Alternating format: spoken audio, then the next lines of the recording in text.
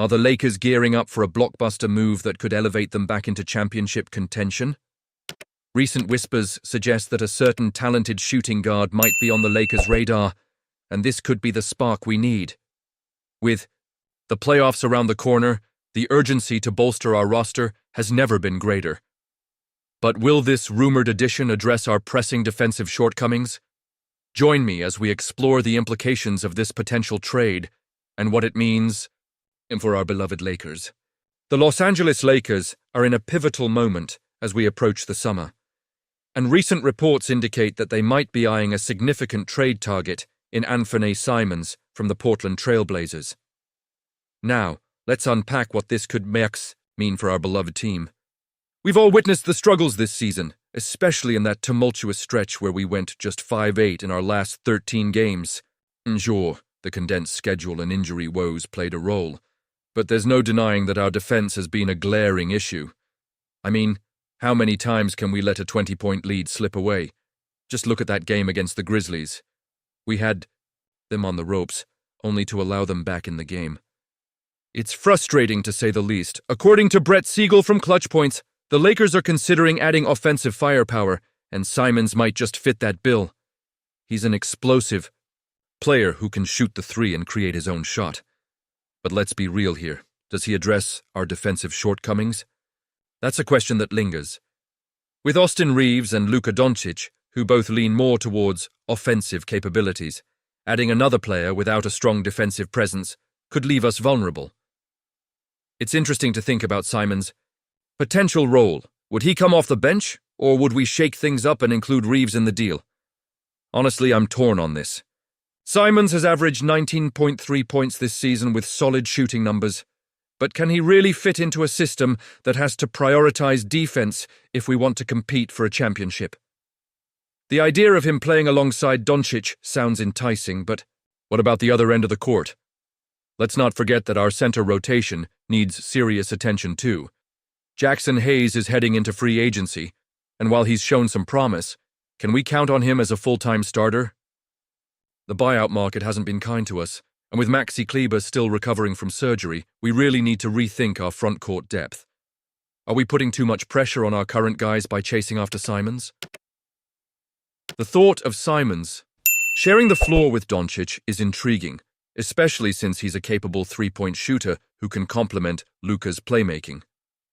Our coaching staff has to be weighing these factors heavily. JJ Redick has praised Simons' potential, but we need to see a commitment to defense if we want to go deep in the playoffs. As a passionate Lakers fan, these decisions weigh heavily on my mind. Do you think this was the best decision? Honestly, I'm torn. While adding Simons could elevate our scoring, it feels like we'd be masking a deeper issue, our defensive identity. So what do you all think? Should we take the leap for Simons, or are there more pressing matters to address within our roster? I want to hear your opinions down below. Your insights matter, and it's this kind of dialogue that keeps our Lakers community thriving. As we navigate through these tricky waters, let's not lose sight of what makes the Lakers special. Our legacy is built on championships, and every move counts. Will chasing Simons pay off, or will it lead us astray? Join the debate, and let's keep this conversation going.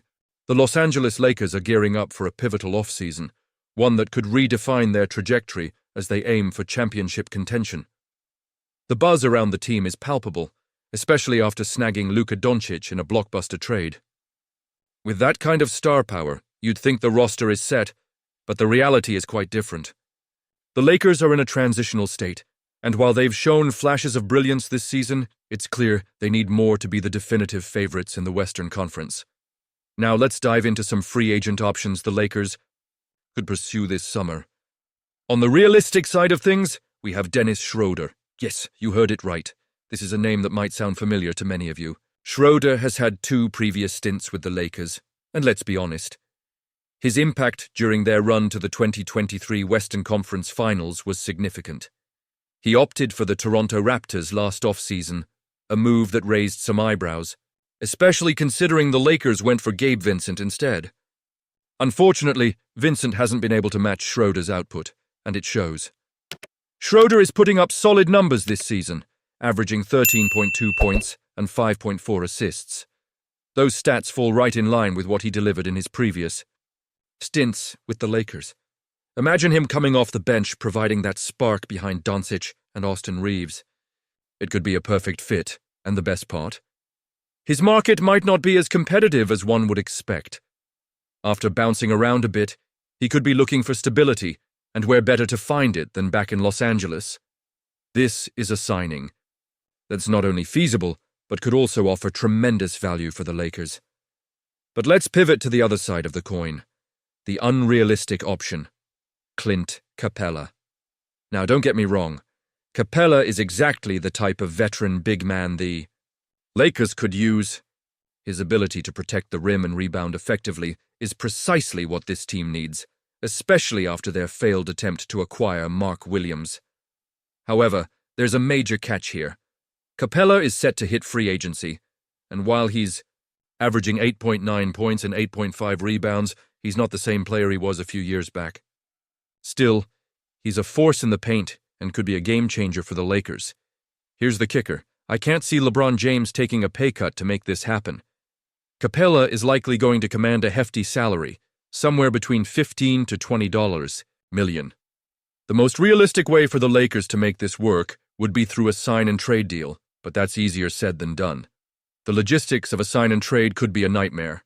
The Lakers would have to part ways with valuable players like Rui Hachimura or Dorian Finney-Smith, which would be a tough pill to swallow.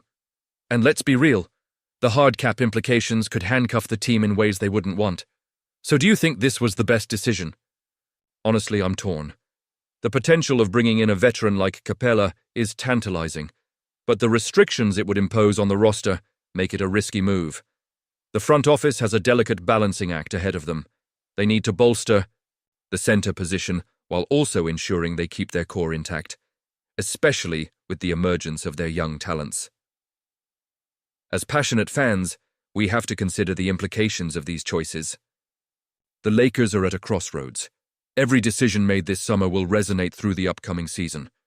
We want to see our team lift that trophy again, and the moves they make will either propel them toward that goal or set them back. It's a high-stakes game, and we're all invested in the outcome. And you, what do you think? I want to hear your opinions down below.